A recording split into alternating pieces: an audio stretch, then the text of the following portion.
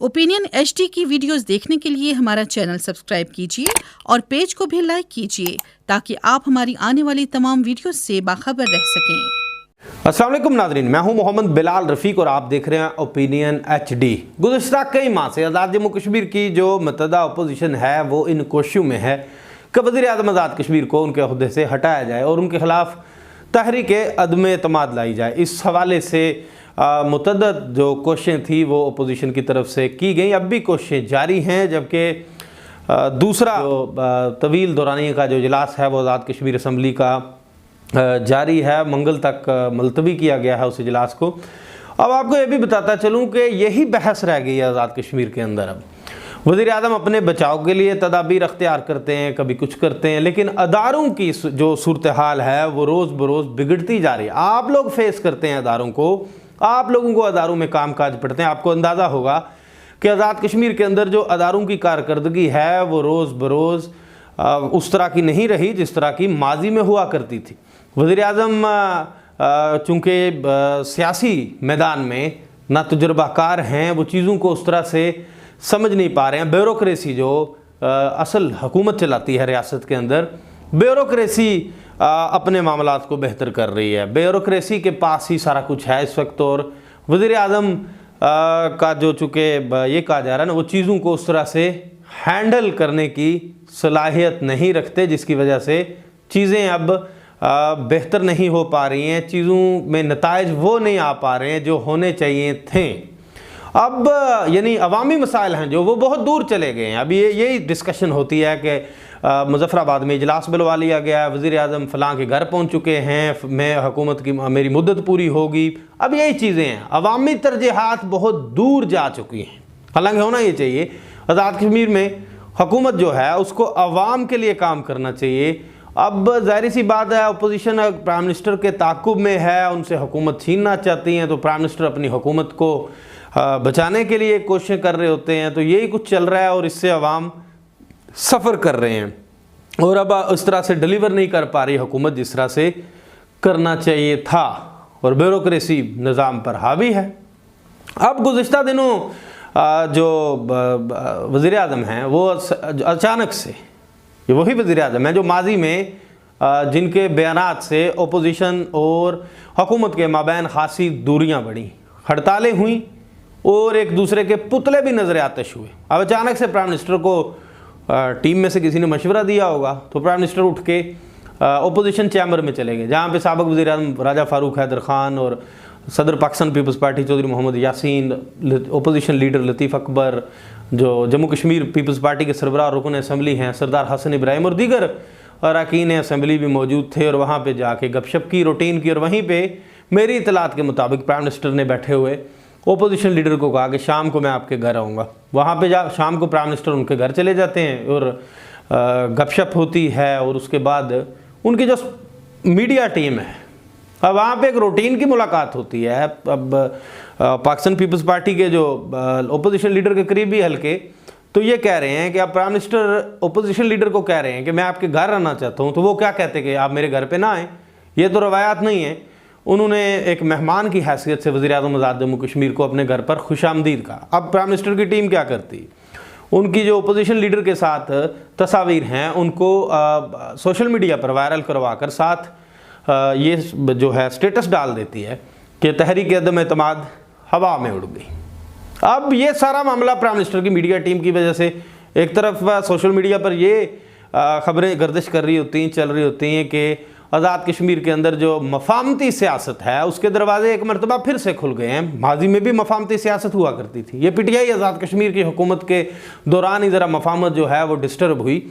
तो अब इसको जब दूसरा रंग देने की कोशिश की गई वज़ीर-ए-आज़म की मीडिया टीम की तरफ से, तो गुज़श्ता रोज़ लतीफ़ अकबर जो अपोजिशन लीडर हैं वो फिर वज़ीर-ए-आज़म आज़ाद जम्मू कश्मीर के ख़िलाफ़ वो महाज खोल देते हैं और वो कहते हैं कि तनवीर इलियास नाकाबिले इस्लाह, हुकूमत हटाने की पॉलिसी तब्दील नहीं हुई है। वज़ीर-ए-आज़म को वज़रा की मौजूदगी में बताया था कि आज़ाद कश्मीर में हुकूमत नाम की कोई चीज़ नहीं है। वज़ीर-ए-आज़म से जान खुलासी के लिए तमाम तर मामलात फ़ाइनल हैं और इस्लामाबाद से भी इजाज़त मिल गई है। अब ये इजाज़त तो कब से मिल रही थी, इससे पहले भी 3 दिन का अल्टीमेटम दिया गया था अपोजिशन लीडर की तरफ से कि कुछ तहरीक अदम एतमाद आ जाएगी, लेकिन उस वक्त भी नहीं आई थी।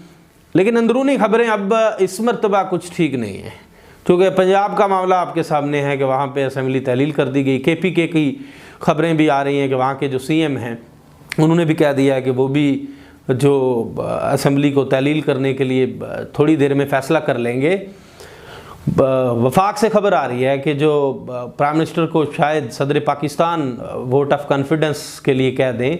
अब ये सारी चीज़ें चल रही हैं, अगर वहाँ ये कुछ चल रहा है तो इसी दौरान आज़ाद कश्मीर के अंदर भी चीज़ें जो हैं वो हो सकती हैं। मुमकिन है कि प्राइम मिनिस्टर को तब्दील करने के लिए आज़ाद कश्मीर में भी जो मतलूबा नंबर्स हैं वो तो PTI के चाहिए हैं। तो अगर ऐसी कोई सिचुएशन होती है तो ये अपोजिशन चूँकि फिर एक दफ़ा दावा कर रही है कि वो जो लोग हैं PTI के आज़ाद कश्मीर में वज़रा, वो उस वज़ीर-ए-आज़म सरदार तनवीर इलियास से नाराज़ हैं, नाला हैं। शायद वो फॉरवर्ड ब्लॉग बना के सामने आ जाए।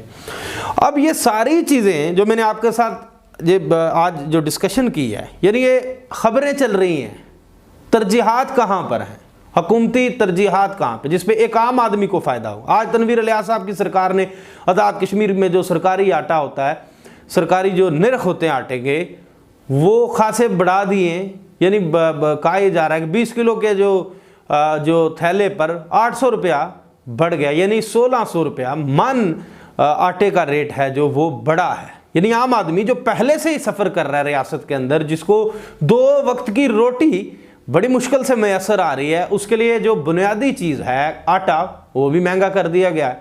यानी अब आज़ाद कश्मीर के अंदर जो तरजीहात हैं वो अवामी मसाइल नहीं हैं, उनको कम करना नहीं है। यानी हुकूमत की तरजीहात हुकूमत को ही बचाना है, अपने आप को बचाना है। अपोजिशन की तैयारियां हुकूमत को हटाना है। तो कल चूँकि अब खासे इश्यूज़ अगर हम चंद माह पहले तक चले जाएं पीछे, तो गाड़ियों का इशू खड़ा हुआ था, वो वहीं का वहीं रहा। यानी एक अंदाजे के मुताबिक 1 अरब रुपए के करीब सरकारी गाड़ियां उस रियासत के लिए मंगवाई गई, उस रियासत की इशराफिया के लिए मंगवाई गई जिस रियासत के लोगों को हस्पतालों में एक अदद टैबलेट फ्री नहीं मैसर, टेस्ट मैसर नहीं है। और वहाँ पर क्या हो रहा है, यानी अब तरजीहात बदली जा रही हैं और लोगों को जो है वो उलझाया जा रहा है। लोगों के लिए हुकूमतें अब रहमत का बायस नहीं नज़र आ रही हैं, मसाइल का बायस बनती हुई नज़र आ रही हैं। अदारा जाती कारकर्दगी पर अगर सवालात उठाने शुरू किए जाएँ तो इस पर बहुत ज़्यादा टाइम चाहिए होगा। अदारे अपनी कारकर्दगी नहीं शो कर पा रहे। जो मुबैना तौर पर करप्ट अफसरान हैं वो आगे नज़र आ रहे हैं, उनकी करप्शन दिन ब दिन बढ़ती नज़र आ रही है। तो ये खासे सवालात हैं जो मैं समझता हूँ जिनके जवाब आपको भी चाहिए होंगे और रियासत के हर बाशऊर शहरी को इन सवालात के जवाब चाहिए। क्या हर रियासत के अंदर आज तरजीहात हुकूमत और अपोजिशन की लड़ाई रह गई है? इसके अलावा कोई ऐसी तरजीह नहीं है हुकूमत की जिससे अवाम को बराह रास्त फ़ायदा हो, जो मुश्किलात थी अवाम की वो कम होना शुरू हों और रियासत तरक्की की राह पर गामजन हो। मैं पहले भी कहा करता था कि जो उम्मीदें प्राइम मिनिस्टर से लगाई गई थी कि सरदार तनवीर इलियास आएंगे तो रियासत के अंदर तामीर और तरक्की होगी, रियासत के अंदर टूरिज़्म सेक्टर सामने आएगा, खुलकर टूरिस्ट आएंगे, तरक्की होगी, पता नहीं क्या क्या दावे किए गए थे। अब वो कुछ भी नहीं हो रहा, तो अब किसको कोसा जाए, अब किससे सवाल किया जाए। इसी के साथ मुझे नए वीडियो लाख तक के लिए दीजिए इजाज़त। अल्लाह हाफ़िज़।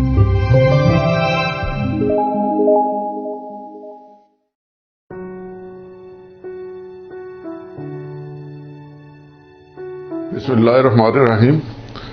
अंजुमन फलाह बहबूद इंसानियत गुज़श्ता 20 साल से डिवीजनल हेडक्वार्टर टीचिंग अस्पताल मीरपुर में गुर्दे फेल होने के मरीजों को फ्री डायलिसिस की सर्विसेज मुहैया कर रही है। इस वक्त हमारे पास तकरीबन 130 के करीब मरीज रजिस्टर्ड हैं और गुज़श्ता 20 सालों में हम हज़ारों मरीजों को ये सर्विसेज जो है बिला मुआवजा मुहैया कर चुके हैं। इस वक्त एक डायलिसिस का खर्चा तकरीबन 4500 रुपये और हमारा माहाना खर्चा 50 लाख और सालाना तकरीबन 6 करोड़ रुपए, जो सिर्फ आपके तावन से मुमकिन है। आइए हमारा काम देखिए।